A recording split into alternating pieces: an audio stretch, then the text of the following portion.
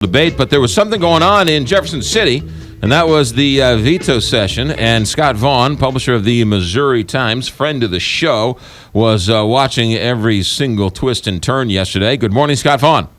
Good morning, McGraw. How are you, sir? You're good. The biggest news coming out of there is that they failed to override Governor Nixon's veto of the right to work. All the Democrats voted according to plan, but it looks like some Republicans voted with the Democrats. You had pretty much a conservative rebellion against leadership. It's the same thing that happens in Washington sometimes, where sometimes the conservatives won't go along with new regulations. And in this case, a big chunk of that Republican caucus, which is huge now, just said we're not doing it. And there was immense pressure put on them from both sides, but in this case, probably more the business community. And those reps just dug their heels in, and you could tell the feeling in that room was that these folks were where they were, and they were not flipping. And so the business community lost out. Does that mean that the unions and their sort of bottom-up grassroots campaign carried the day for some of those people? It depends on how you look at it. I mean, I own businesses myself, and we have union employees, and I don't want the government telling me how to run the business. Some businesses, you don't. What you find is mostly it's businesses that don't have union workforces that are some of the driving forces here. The argument's more about if you pass a right to work law, businesses are more likely to come to Missouri. And there's some evidence going both ways. Some folks say it's marginally true. So it's different parts of the business community sort of pushing against each other. There's the libertarian folks that just want the government to leave you alone.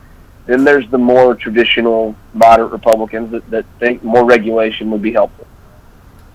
All right. Any big news? I guess that was the biggest override. That was the biggest news. Any other thing that caught your eye yesterday that was out of the ordinary? Well, I had my attention a little bit diverted. I had my car stolen in Jeff City. I was planning on being in the studio with you guys today, so I missed some of the blow by blow. But what we did see was everything the Republicans truly organized on and truly made a focus on, they passed. They overrid the minimum wage, a minimum wage veto to make it illegal for you to have different minimum wages throughout the state. Now, there'll be some court challenges about the city of St. Louis's, but going forward, I think you'll see that there'll be one uniform minimum wage after the city of St. Louis's issue is settled in the courts. You looked at some other things, some relatively minor stuff. Probably the biggest news outside of that was they elected new Senate leadership. They elected Ron Richard from Joplin as the new leader of the Senate. Bob Onder from Wentzville area, Western St. Charles County is in Senate leadership now. So it was pretty uneventful once the right to work bill was defeated. So right to work was defeated, and you mentioned the minimum wage was overturned, which means that, as you said, there's only going to be one minimum wage, and the cities can't set their own minimum wage. But also in that bill, Scott Vaughn from the Missouri Times, they also said that states or cities are not allowed to ban plastic bags, right? Yeah, it's in one of the weird quirks of legislating. The bill started out as a bag bill. The head of a grocery retailers trade group is now a state legislator in his first year, and he wanted to have a bill that said you can't ban different types of bags. And so somehow through the process, the minimum wage language was added to the bill, and now over the governor's veto, that became law. Yeah, good. So they have now made it safe from towns getting rid of plastic bags.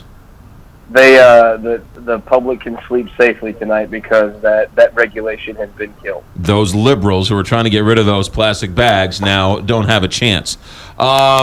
Also, the scholarship for undocumented children, or the Dreamers, if you will, they've now made it harder for those kids to sort of go to college.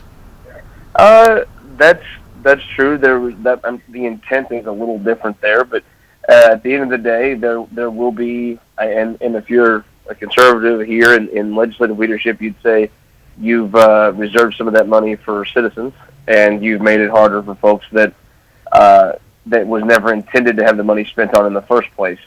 If you're from the other side of it, there's a pretty passionate argument that says, why are you taking people that have complied with your rules and not living up to your word? So I don't think that's the last we're going to hear of the fight about how we treat the children of immigrants in Missouri. I think there's going to be all sorts of different not just college things and benefits. But I think you're going to start. They'll be breaking into rights of professional registrations and things like that. I think that's an issue coming in next sessions, and you probably can tell where the legislature is from how. When you can get 117 votes for something, you've got a large caucus of people in the legislature and how they feel. And I would say this is the track they go down going forward.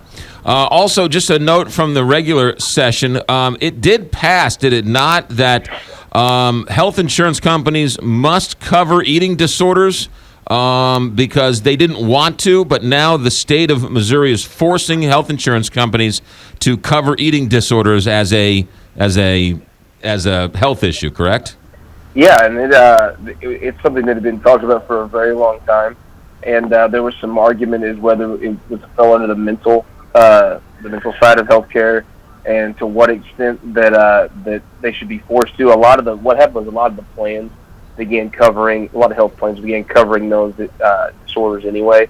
So it's sort of once the bigger trend in the insurance industry was to do that, it probably opened up the door for Missouri to step through it. Yeah. And they end up working that out. Missouri is the only state that does that, I believe. We're the first of its kind to sort of cover that. But that's because there were some legislators who had some issues with family members who had eating a disorder. So if all politics is local. If somebody wants their health issue covered, I would suggest becoming an elected official. That would not hurt at all. All politics is local. All politics starts at home, and in this case, it starts at the kitchen table. Scott Vaughn with the Missouri Times. Did they find your car? Craziest thing. So I realized it stolen yesterday. Put a picture on Facebook, and within 2 minutes, a friend that I know here in Jeff City had texted me the guy who stole it, where he lived, where he worked.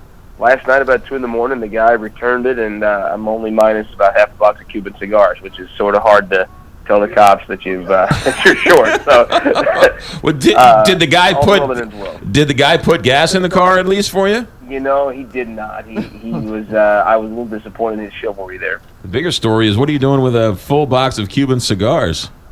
Well, a half box. Oh, a half box. So I found him. He left them there. No. Blame it on the guy who stole the car. Well, he took the cigars, so I'm blaming that on him. No. He left the cigars. That's your story, and stick to it. Scott Vaughn, publisher of the Missouri Times. Scott, thanks for checking in. Hey, thanks so much, Have a good day. You got it. 7:58. Let's check in with Tim Weiler.